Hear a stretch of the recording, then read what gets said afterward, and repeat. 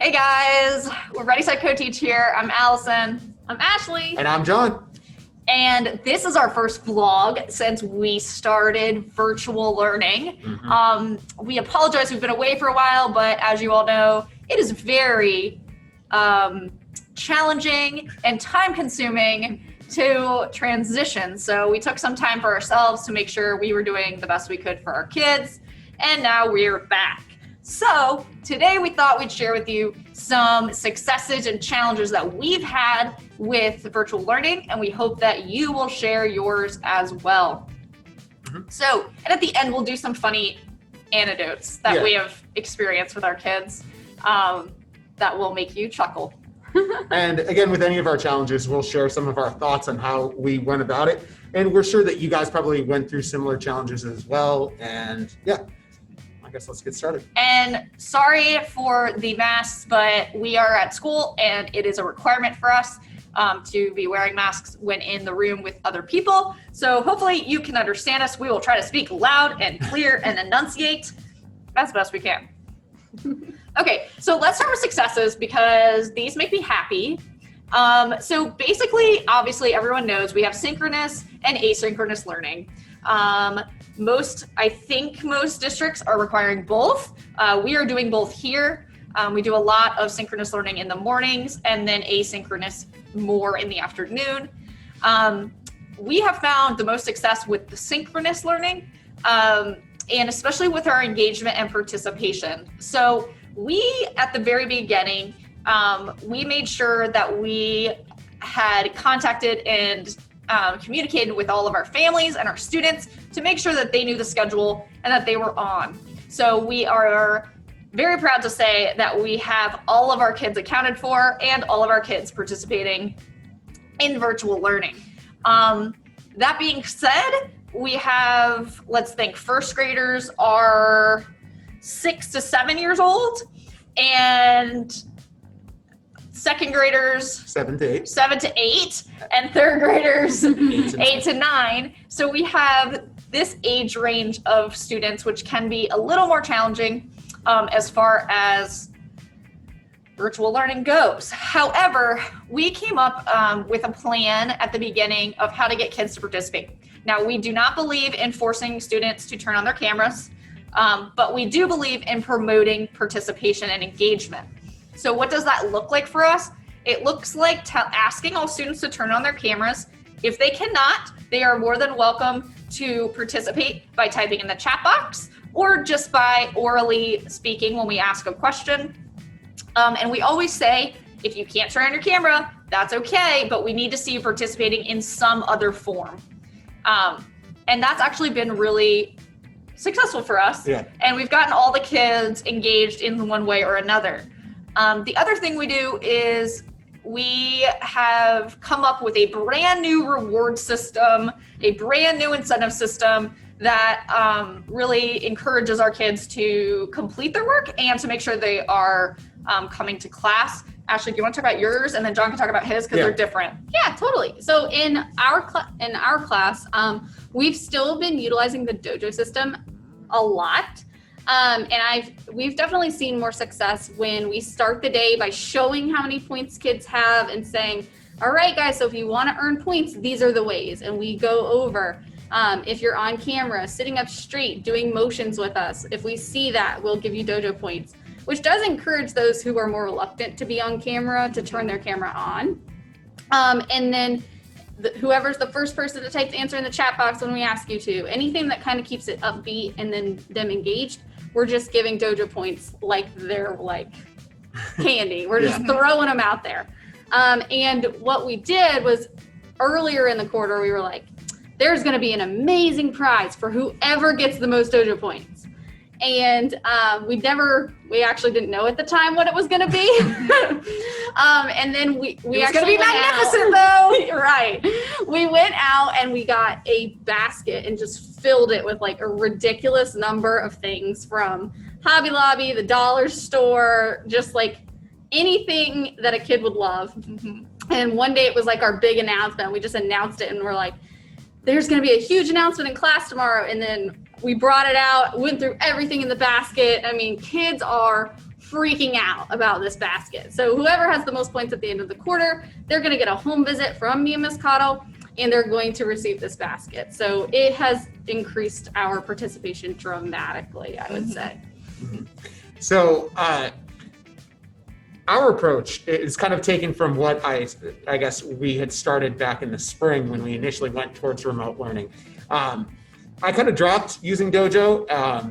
It kind of was hard for me to track so many programs. It was harder for me to keep up with. So what I decided to do was have 3 criteria: the coming to the meetings, participation and engagement, and then work being completed. And so at the end of the week, if students met those 3 criteria, we would go and pick up McDonald's gift cards and go deliver a $5 McDonald's gift card to each student who met those 3 criteria. Socially distanced. We had masks on and we stand back from the door.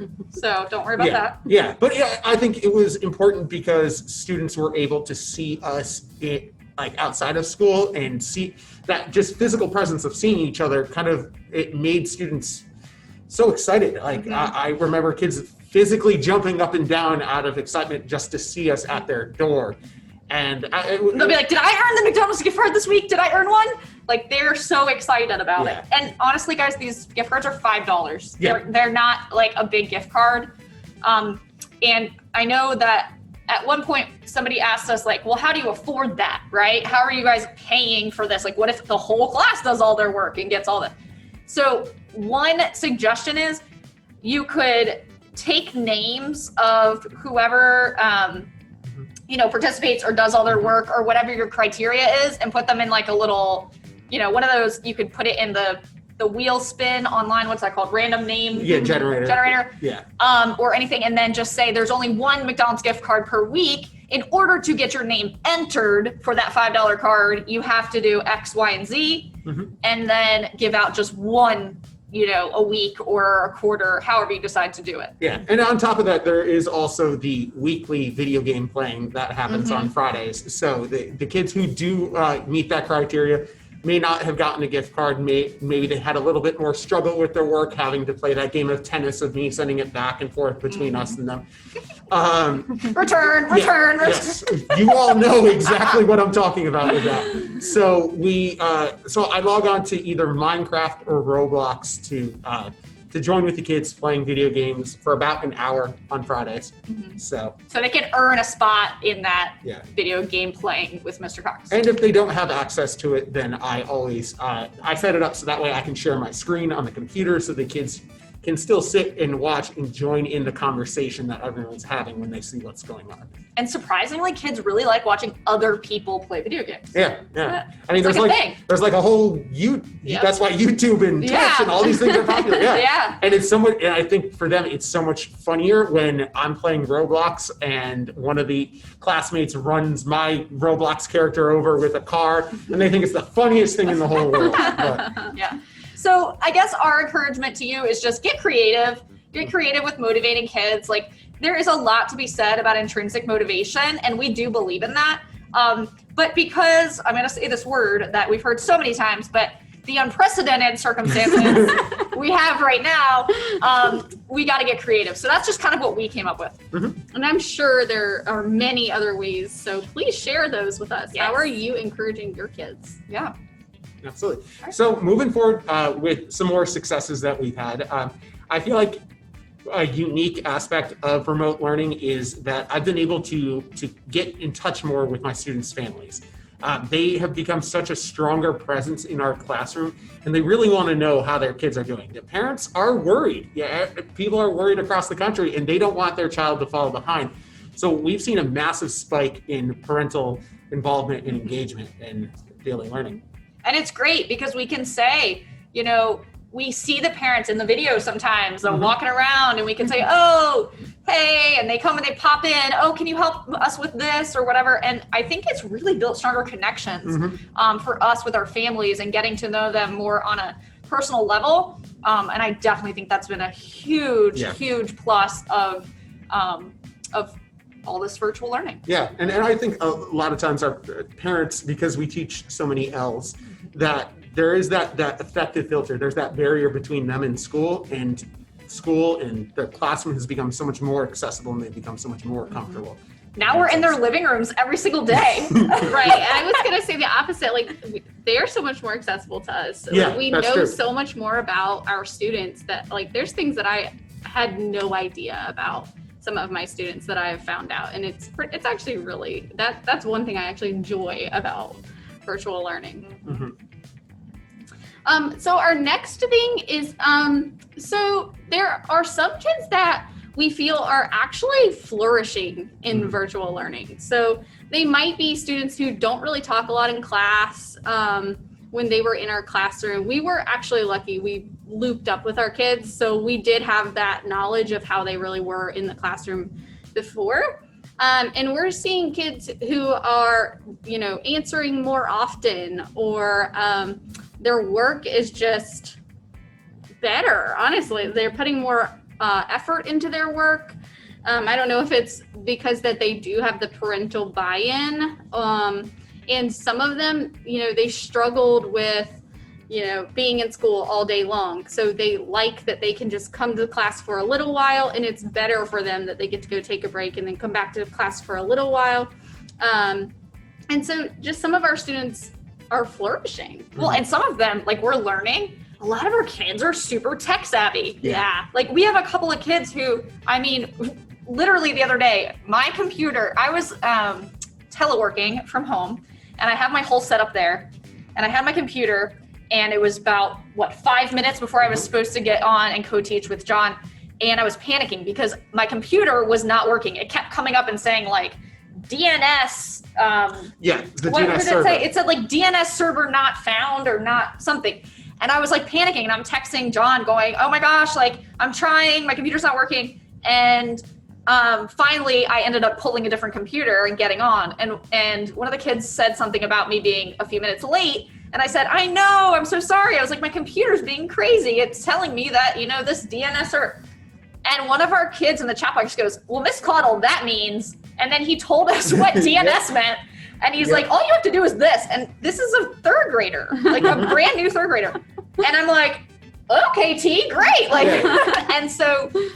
Yeah, there's also even another boy that I just started thinking, like, he was kind of a much more scatterbrained boy, and he just had such a hard time getting his work done neatly, and turning it in.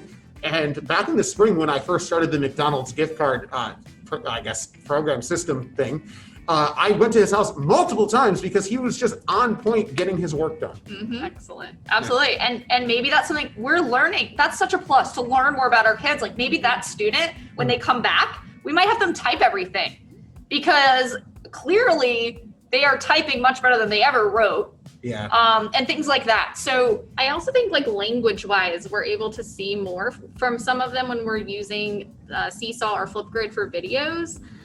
Which honestly, we didn't use a ton of Flipgrid in the classroom because we just didn't have that many computers, but it's something that now I really want to make sure we keep using because they are in front of a screen, and so they say more because they are watching themselves. And I feel like in the classroom, sometimes they're just going to say one sentence to the other person and then wait for the other person to talk.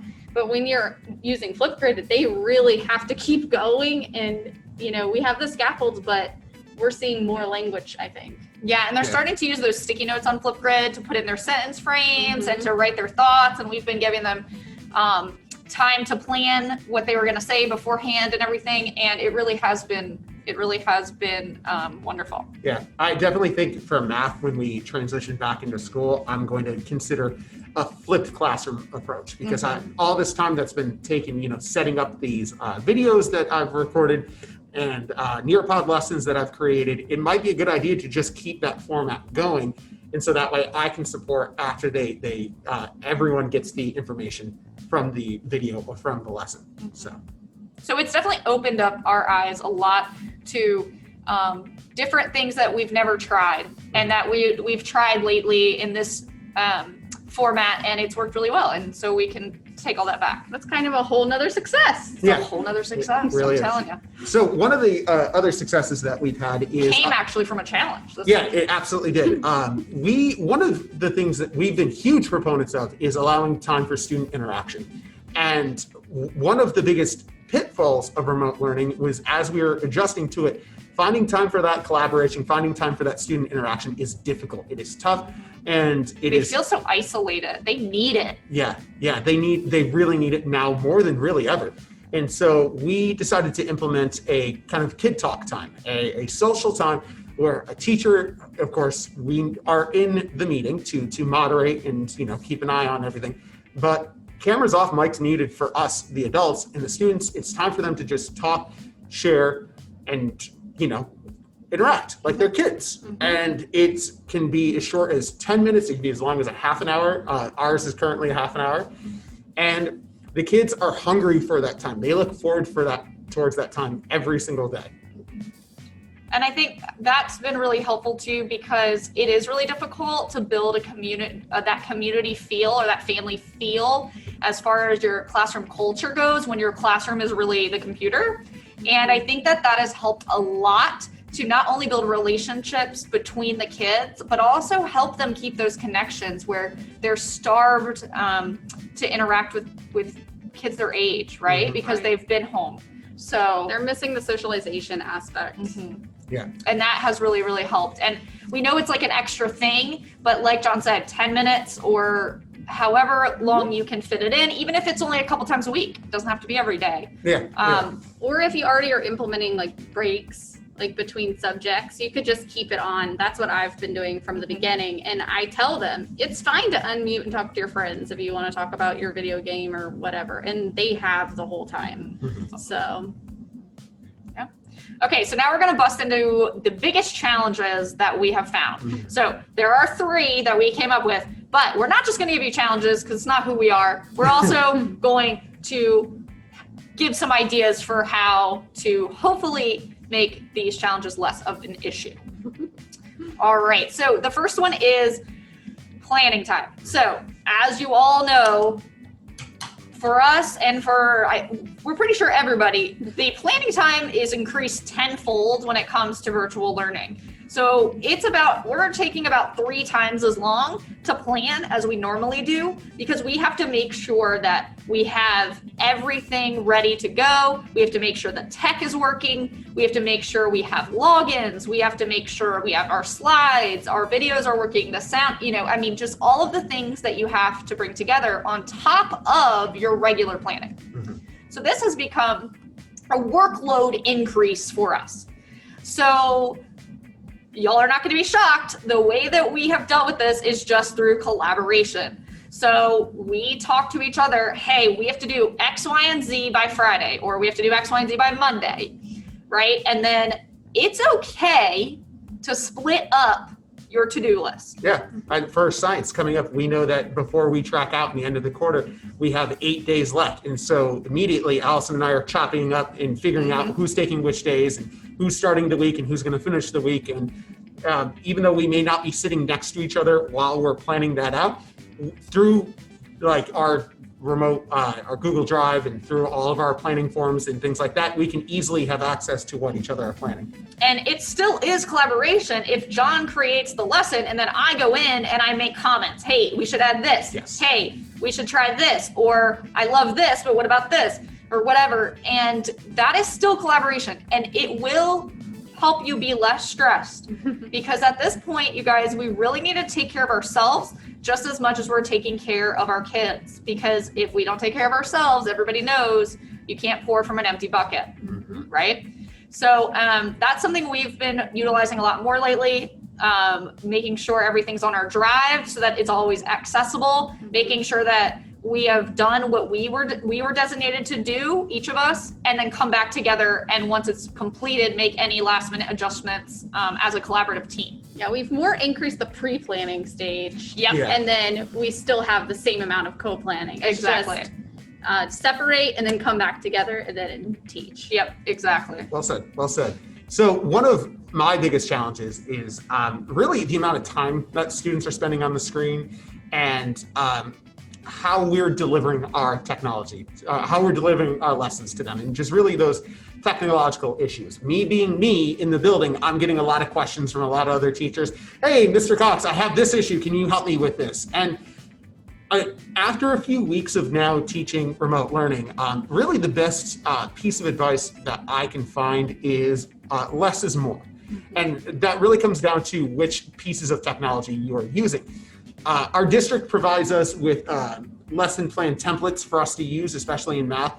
And one of the things that they decided to do, because they're not able to predict what I'm going to use in my classroom, so every lesson has a different method for you to use. Some might have a Flipgrid, some might have Pear Deck, some might have Nearpod, some might have Jamboard, some might have Google Slides, some might have a Google Drawing. Does anyone else's brain want to explode? Yeah. Mine does. Yeah, and it's great that they give it to us, but I view this as the foundation to build up from. And really, I have decided to use, especially in math, 2 programs and use them well. Nearpod and Jamboard. Every lesson will have a Nearpod lesson that I'm using to deliver the lesson in a Jamboard for the students to complete their work. Students crave consistency.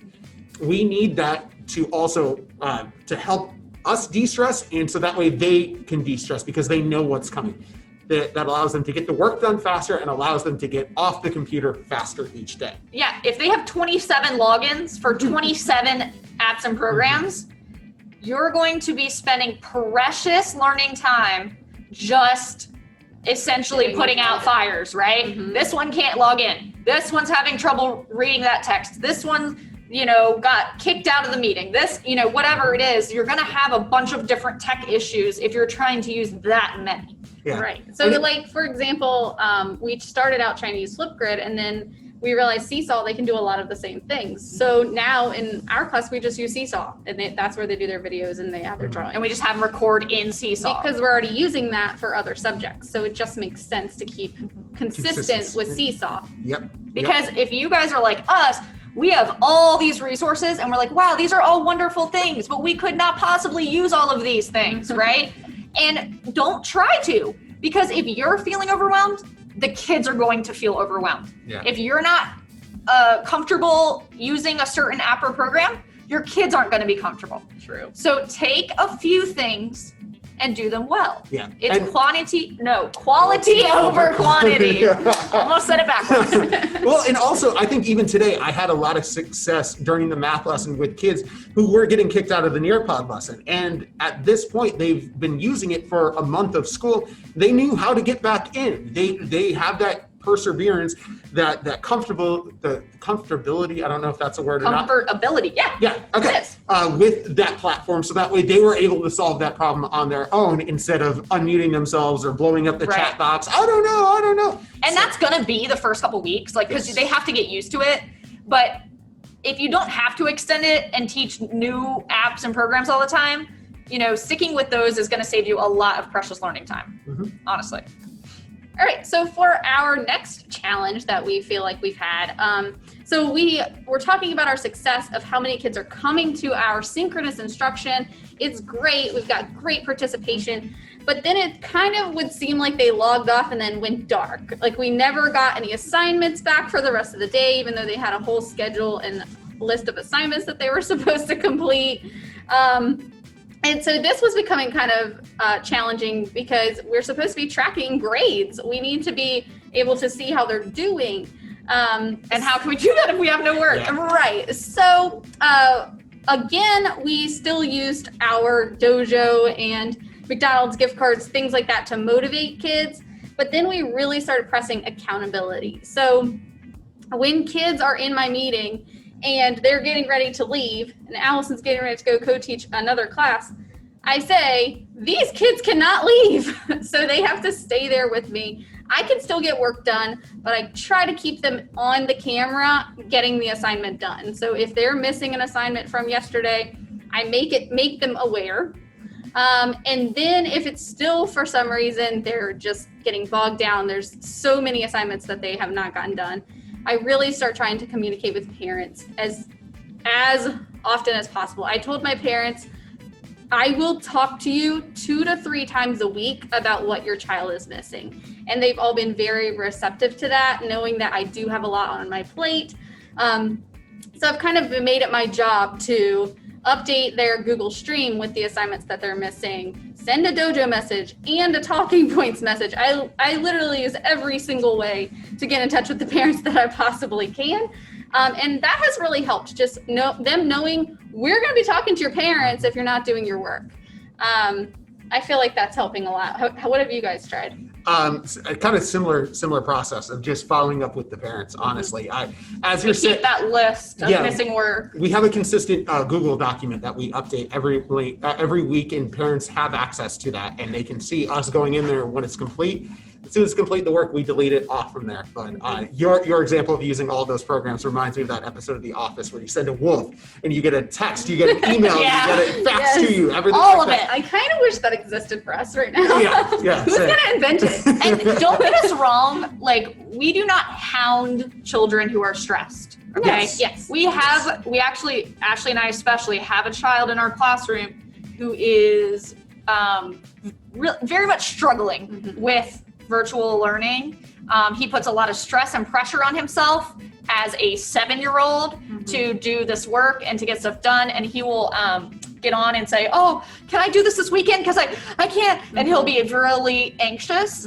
So obviously we're not saying hound kids for work, but what we're saying is make them aware that they're missing work. Give them opportunities to work on that with you, or do one-on-one conferences, or have them stay and go through it again with them. Do you need help? How can I help you complete this work? Communicate with parents. But obviously you know your students. So if you're having a student or a few students that are having kind of similar feelings as our buddy, then obviously you want to adjust your approach there. Right. And I also think it's important to pick and choose which assignments. Like, if I'm not grading it, I'm going to be hounding you about the one I'm grading over the one that I'm not going to put into the grade book. Because it's a lot. It's a lot for families. It's a It lot is. for parents. It's a lot for kids to keep up with, especially our younger babies. They don't even know. We're like, come back at 11 for math. They're like, what's 11? 11? Yeah. Which one is that? Is that with the little hand is on the Set 11? a timer on Alexa, please. Yeah, so so obviously, there are challenges with that as well. But You basically have to find a balance. You don't want Exactly. to make kids feel like they're constantly failing, but no. if you have kids who are completely disengaged as soon as they get off that computer, then you've really got to figure Find out a better way to reach them. Yeah, for sure. All right, so our last segment, we wanted to share some. With teaching, as with always, you have kids, and kids are funny, and they're going to. You have some funny. They're moments. the best part of our job. Yeah, absolutely, right? Come on. absolutely. And it's one of our favorite moments whenever we co-teach is just having those moments where we just look at each other, almost like Jim from The Office. Did you see that? Yeah. Did you hear that? Yeah, and so we just wanted to each share a story about what happened in our classrooms, and hope you guys enjoy these. So we're gonna share our favorite story of virtual learning so far each. Okay, so I'll go first. Here's mine. So I don't really know how this happened, but some of our Actually, I think my story should go first because it kind of leads into your story. okay, go. Yeah. So in 3rd grade, the kids are a lot more tech savvy, and they are familiar with us, Lucky. and they also are aware that we are ready, set, co-teach. They're aware that They've sometimes- watched our videos. They Yes. see us sometimes. Like, they look for us. Yes, they have. And even last year, I was once recorded for Spectrum News. The local news came in and they filmed us. So one boy in the class, they realized if they type in John Cox Barwell, you're going to find pictures of me. You're going to find my Twitter account. You're going to find pictures from the school. And you find this one Spectrum News article. So he decided to screen cap the picture of me teaching. And on his own, he's an insanely creative boy. And he learned how to make stick figures in men in Google Jamboard. So he took a picture of me from the news, put it in Google Jamboard, and it was me standing in front of the whiteboard and kids sitting on the floor, and he made a stick figure person, looked all shocked and scared. And then on the board, teacher, you're late for school. And the person's really shocked and surprised and upset. We had no idea he was doing this until a closing meeting where he shares this out to the whole class. And you've seen 36 kids on a Google Meet laugh it was Yeah. just. It I was, wonder if we can insert that into this video. So yeah, we can see it. absolutely. I have that. I have It is it pretty shared. hilarious. I had him share the document with me, and I didn't change it. I didn't edit it. I didn't touch it. I just wanted to keep it because that's something I'm going to remember forever. Awesome. So the reason that leads into mine is because after this child, the other kids kind of realized like, oh wait, we can go on and find pictures of Miss Caudle and Mr. Cox and Miss Blackley. Like, oh. So anyway, when I leave, so I co-teach with John and Sarah in the mornings, and then I go co-teach with Ashley, and then I end up coming back for science. So one day I taught with them in the morning, went and taught with Ashley. I came back for science, and I was a couple minutes early, and so I was waiting for them to finish up their math work, and I'm sitting there, and one of the kids says, well, Mr. Cox, can we show her before class? And he was like, okay, sure. So he was like, okay, when I say 3, everyone turn off your cameras.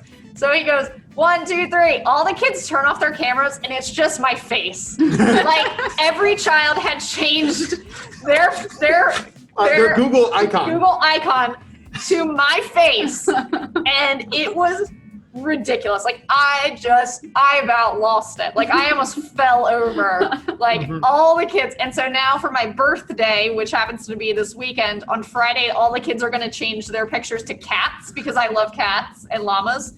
So they're going to change all their pictures to cats so that I can teach a classroom full of cats for my birthday. So I'm really looking forward to that. Yep. I love it. So my story has nothing to do with any of that. No, I'm just kidding. But anyway, so we do have a lot of participation in our live instruction, but then we also create asynchronous videos just for kids if they were to miss class, if their tech messed up in the middle of class or they need to rewatch it. They can watch the lesson video. So some of our students have been watching those videos, and when they were doing their seesaw assignments, they started to create like teaching videos where they were pretending to be us. So like they would come on and it's like a list of Letterland words, and then they'll start by going, all right, guys, I'm going to give you 20 seconds. And then they'll start counting down and they'll be like, bing, bing, bing.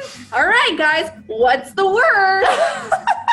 And it's just hilarious because they end the videos exactly like we do in our asynchronous. We're like, all right, bye, guys. See you tomorrow. And they're just doing the exact same So in all their videos, they're like, bye, guys. See you tomorrow. It's like we're the only ones watching this video because it's for your grade, but okay. And they're even like, let me show you this word. I'm going to circle it. I can't draw very well on my computer, which is exactly what I say every time I try to draw something on my computer. So I just found that hilarious. Yeah. They're too funny. I think all of these stories really just highlight how much the kids miss us, how much the kids need us, and how much they really miss school. They're hungry for teacher interaction. And just interaction in general, whether it be peer interaction with adults, they just really need it right now. And I think that something we should leave you guys with is something that we've tried to focus on a lot during virtual learning is to give grace wherever we need to, give grace to each other, because this is something new for all of us. Give grace to the kids because they're working under circumstances they're not used to. And it's really difficult to turn home into school, right? And it's really difficult to make this drastic change so quickly and to be out for, we've been out for how long since March? 6 months. 6 months now. And this is hard. And so please, we want to leave you with, please give grace to yourself. Please understand you're not alone.